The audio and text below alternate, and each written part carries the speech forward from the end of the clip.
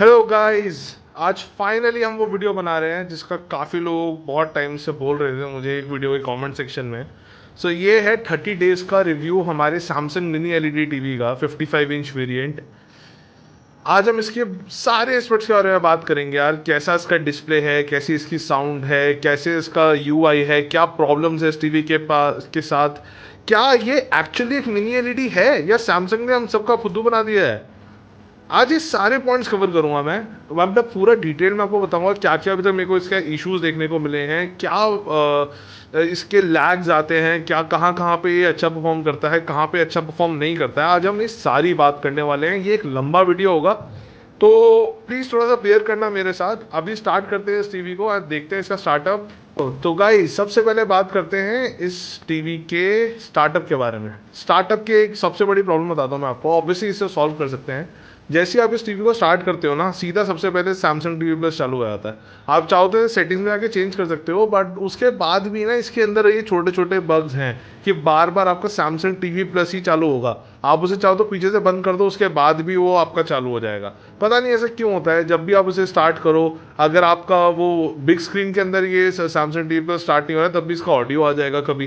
तो ये इसके अंदर एक पता नहीं ये छोटा बग है या पता नहीं क्या है। कभी कभी यहाँ पे आप म्यूट करते हो या कुछ करते हो तो उसके अंदर भी टाइम लग जाता है। इतनी जल्दी से ये सेंस नहीं करता कि आपने म्यूट करने के लिए बोला है। प्रोसेसर हो सकता है मेमोरी क्योंकि बहुत कम है इसलिए ये वाला इशू आता हो। बट हाँ, अगर आप सैमसंग टीवी प्लस को पीछे से डिसेबल कर दोगे तो फिर वो वाली दिक्कत नहीं आएगी। ऑटो प्ले आप चाहो तो रिस्ट्रिक्ट कर सकते हो, बट उसका भी कभी कभी स्टार्ट हो जाता है, पता नहीं कैसे। गाइज अब बात कर लेते हैं कि इस टीवी के अंदर क्या स्टोरेज मिलती है, क्या इसकी रैम कैपेसिटी है। तो जहाँ तक मेरे को अभी तक समझ में आया यार, इसके अंदर 2 GB का रैम है। एंड अगर स्टोरेज की बात करें ना तो यू विल बी शॉक्ड, इस टीवी के अंदर सिर्फ 4 GB का स्टोरेज है और इसके अंदर कुछ नहीं है। If you want the proof I will show you here. आप यहाँ पे मैं ऑल सेटिंग्स में आता हूँ and then I go to device care. Device care में हमको दिखाई दे जाता है एक तो जब भी इसके सेटिंग्स में आप पता नहीं क्यों सैमसंग टीवी प्लस स्टार्ट हो जाता है। मतलब मैंने इंटेंट भी नहीं था मेरा कि मैं उसे स्टार्ट करूँ, और पता नहीं कि क्या ही है, तो बड़ा ही अजीब सा है। एनीवेज बग भी कह सकते हैं इसको, अब ठीक है होगा इनका कुछ। अगर मैं यहाँ पे स्टोरेज में आता हूँ तो आपको ऊपर टॉप कॉर्नर पे दिख रहा होगा यहाँ पे। इसके अंदर सिर्फ 4 GB का स्टोरेज आता है, that's it. Only 4 GB storage which is very less यार। I must say this is very less compare to the market. Market में आपका शाओमी वहाँ 32 GB 64 GB का स्टोरेज दे रहा है, 32 GB 64 GB। हर टीवी के अंदर 16 से 32 GB तो स्टोरेज होता ही है। This is only 4 GB। I don't know why Samsung is only given 4 GB storage. This is very less. However जो एप्स है बहुत ऑप्टिमाइज्ड है उसके लिए। आप चाहो जितनी चाहे उतनी ऐप्स रख सकते हो, आपका जो सिस्टम है वो लैग नहीं करता। वो उसके लिए मैं बता सकता हूँ, हो सकता है प्रोसेसर अच्छा है इसलिए ऐसा होता है, या मे बी रैम सही है इसलिए ऐसा होता है। बट हाँ, स्टोरेज एक थोड़ी सी कम है यार। मतलब इतनी कम नहीं होनी चाहिए यार, मतलब ये तो बहुत ज़्यादा ही कम है। एनीवेज आप डिवाइस केयर में जाके ये सब चीज़ें देख सकते हो। एंड आपको कहीं पे भी वैसे यहाँ पे कहीं पे भी दिखाई नहीं देता कि इस टीवी के अंदर रैम कितनी है। सैमसंग ने छुपा के रखा है भाई, सैमसंग ने किसी को नहीं बताया।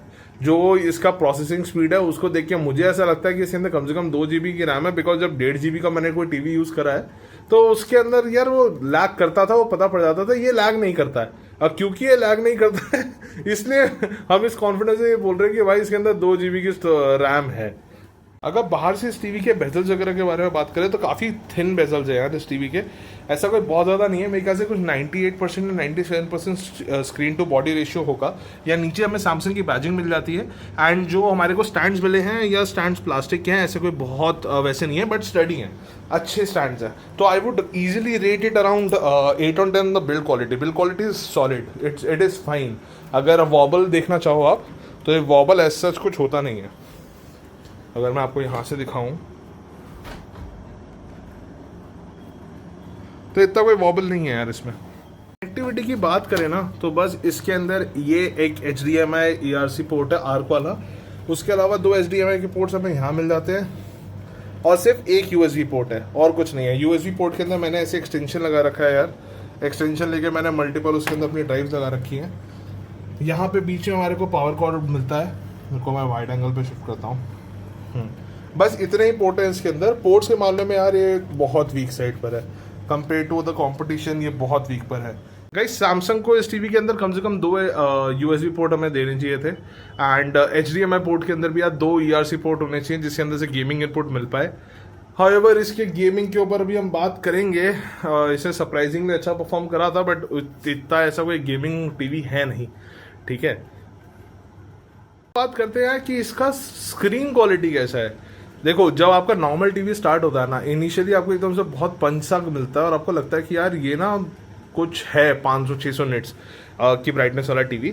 बट देखो मैंने इसे टेस्ट करा है, जो हमने इसे डिवाइस लगा के टेस्ट करा था, तो इसकी ब्राइटनेस कुछ 350-380 निट्स के आसपास आई थी पीक, बट अगर स्टेबल देखा जाए तो 300 के आसपास थी।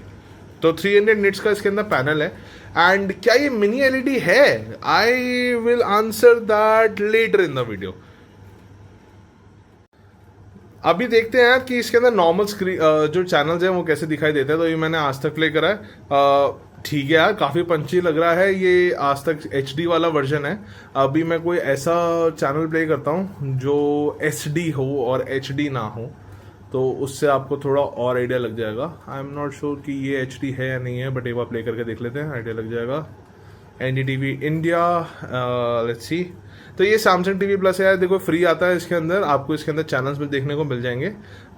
This is I think an HD channel, because थोड़ा सी पिक्सेलेटेड दिखाई दे रहा है, बट हाँ टीवी से काफ़ी अच्छे से देखो उसने स्मूथ कर दिया है। अगर आपने इनिशियली नोटिस करा हो तो ये इतना स्मूथ नहीं था।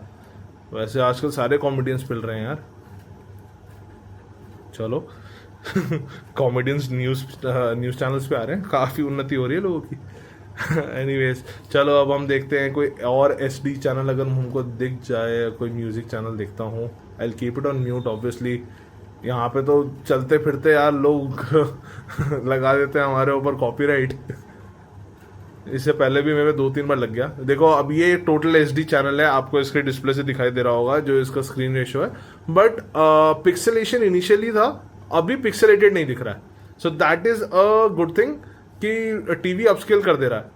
सो अभी पिक्सेलेशन दिखाई नहीं दे रहा है। हाउएवर एक पिक्सेलेटेड वाला वीडियो ही है ये, 9XM का वो पुराने जमाने वाला वीडियो है ये, चैनल है ये। आप स्पोर्ट्स पे स्विच करते हैं। चलो भाई बॉल डालने आ गए, कोशिश करूंगा 10 सेकंड से पहले क्लोज करो। ओके तो बॉल दिखाई तो दे रही थी। Now let me give you reference कि मैंने ऐसे क्यों बोला कि बॉल दिखाई तो दे रही थी। एक्चुअली इससे पहले ना बहुत बार ऐसा हुआ, जब भी मैं ये टीवी पे कुछ भी देख रहा था, तो जब मैं क्रिकेट देख रहा था तो आई पर्सनली फेल्ट कि मुझे बहुत बार बॉल ना दो दिखाई दे रही थी, अब बॉल के ऊपर ना हल्का जिटर था, जिसकी वजह से बॉल बहुत क्लियरली दिखाई नहीं दे रही थी। तो इसलिए मैंने पिछली बार में बोला कि बॉल दिख रही है। अभी थोड़े से मैं आपको और चैनल्स दिखाता हूँ, मैं आपको थोड़ा और क्रिकेट दिखाता हूँ, फुटबॉल दिखाता हूँ। वैसे इसके अंदर डेडिकेटेड फुटबॉल मोड भी है, तो उसकी वजह से भी आपको थोड़ा फुटबॉल अगर आप देख रहे हो तो आपको देखने में बहुत मज़ा आएगा। आपका जो क्वालिटी अपस्केल हो रहा है ना वो बहुत अच्छे से हो रहा है इस टीवी के अंदर। जैसे ये नॉर्मल HD चैनल है, ये कोई बहुत HD चैनल नहीं है, ऐसा कुछ नहीं है, ये कोई 4K नहीं है, बट ये यहाँ पे अपस्केल करके आपको टीवी दिखा रहा है। जो पिक्सेलेशन है वो एकदम से हट जाता है, इनिशियली आपको पिक्सेलेशन दिखता है और 1-2 सेकंड के अंदर वो हट जाता है। So that is a processor working behind. Maybe I am wrong, you guys can correct me. मैं को यहाँ पे लतीफ़ा नहीं हूँ भाई, को मैं इतना आइडिया नहीं है, जितना मेरे को आंखों से दिख रहा है ना वो देख के बता रहा हूँ। That's why the name of the channel is bro reviewed it. और ये वीडियो बहुत लंबा बन रहा है यार।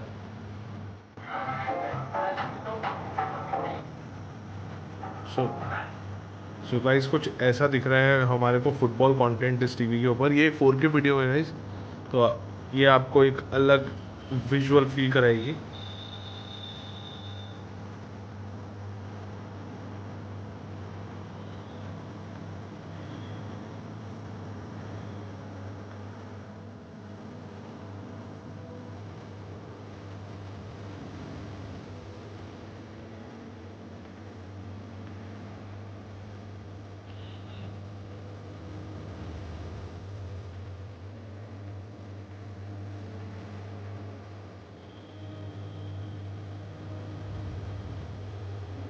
सो गाइस एक मैंने QLED HDR की वीडियो प्ले करी है, लेट्स सी।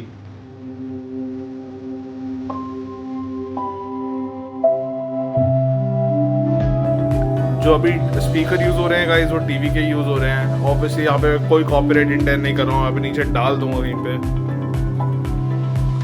विजुअल्स बहुत स्टनिंग है यार इस टीवी के, मतलब बहुत अच्छे लगते हैं। काफ़ी अच्छे विजुअल्स दिखाई देते हैं यार इस टीवी के अंदर। If you see the detail है, थोड़ा पीछे की चीज़ें ब्लर्ड आउट हो जा रही हैं ज़्यादा, बट हाँ डिटेल्स हैं। अगर देखो मैं यहाँ पे प्रोसेसर की बात कर रहा हूँ, अभी देखो ये 1080p पे प्ले हो रहा है, इसे तो मैं 4K कर देता हूँ, लेट्स सी कुछ अंतर पड़ता है। जो सबसे पहली चीज़ आपको दिखेगी ना, हल्का जिटर हुआ, बट उसके बाद सब ठीक हो गया। तो ऐसा नहीं है कि इसका प्रोसेसर वीक है। इससे पहले जब मैं Xiaomi का टीवी यूज़ कर रहा था, उसका प्रोसेसर ही वीक था यार, वो ये सब चीज़ें प्रोसेस नहीं कर पाता था। Now look, this look so better यार। अभी पीछे भी अच्छा हो गया, इसके ब्लैक्स भी अच्छे दिख रहे हैं, स्पॉट्स बहुत अच्छे से क्लियरली विजिबल हैं। सो दिस लुक्स नाइस भाई। डिटेल है थोड़े बहुत इस टीवी के अंदर compare to the price. Again price की और बात करें, ये कोई OLED टीवी नहीं है जिससे आप ओवर द टॉप एक्सपेक्टेशन रखो।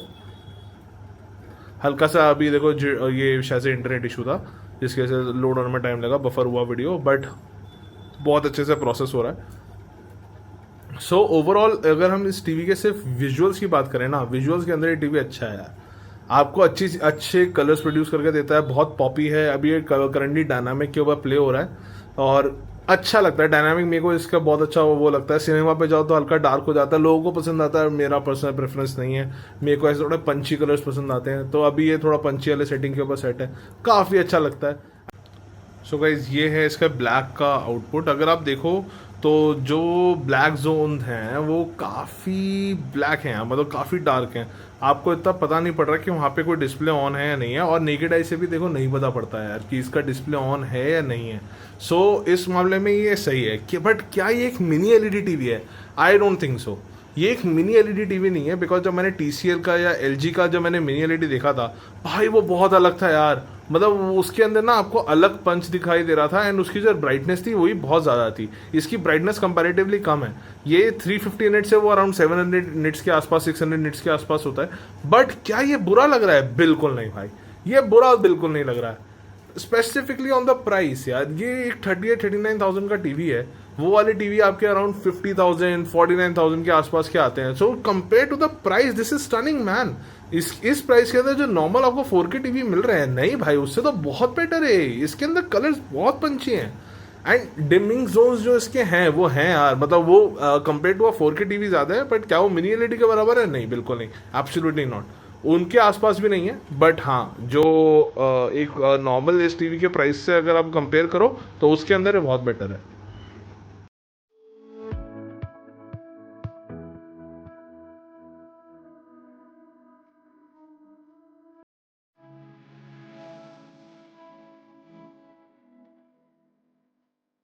तो इसका साउंड टेस्ट करते हैं, बिकॉज साउंड इस टीवी के अंदर 30 वॉट के दो स्पीकर्स हैं, उनको ट्राई करते हैं।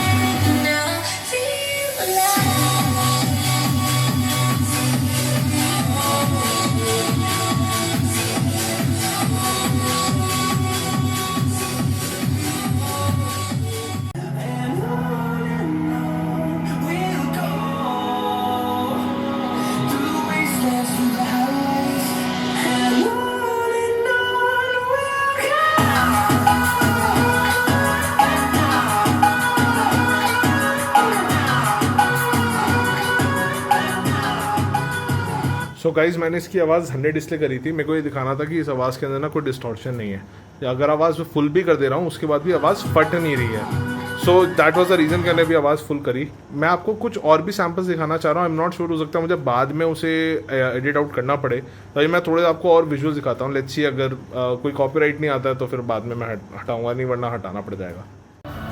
तो गाइज अभी तक तो बहुत स्मूथ मोशन दिखाई दे रहा है, and let's see.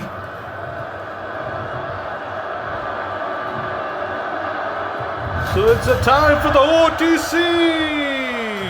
Acknowledge everyone! तो गाइज अभी तक बहुत स्मूथ मोशन है, 50 हर्ट्ज का पैनल तो दूर दूर तक नहीं लग रहा, बिकॉज ये बहुत स्मूथ चल रहा है। सो डेफिनेटली जो सैमसंग का एक्सेलेटेड परफॉर्मेंस है, जो एक्सेलेटर इन्होंने डाला है इस बार इस टीवी के अंदर, काफ़ी अच्छा है। Here comes the OTC.